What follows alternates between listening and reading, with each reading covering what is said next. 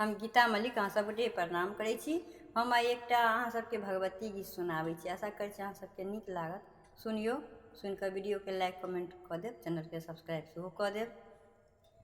असरन शरण धरि अयलहुँ चरण में, सेवक बना लिअ माँ। असरन शरण धरि अयलहुँ चरण में, सेवक बना लिअ माँ। सुनलहुँ हे माता जगत भरि के दाता, सेवक सबके अहाँ भाग्य विधाता।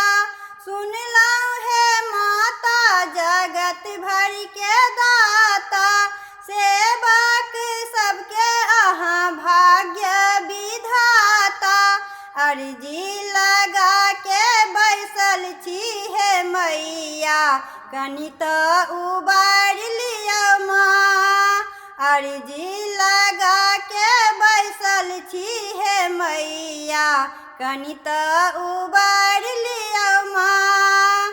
असरन शरण धरि अयलहुँ चरण में, सेवक बना लिअ माँ।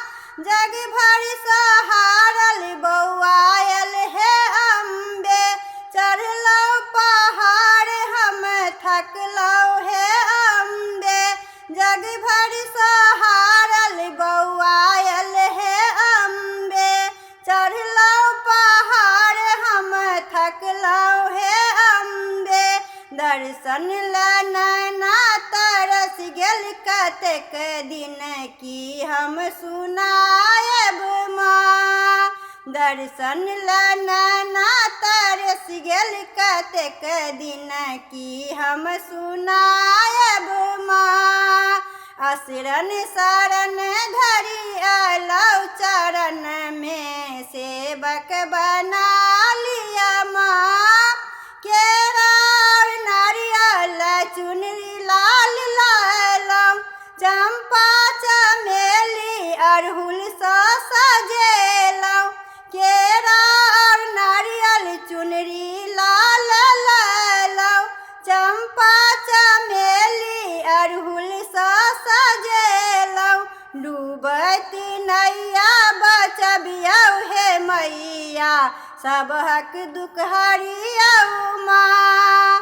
डूबैत नैया बचबियौ हे मैया, सबहक दुख हरियौ माँ।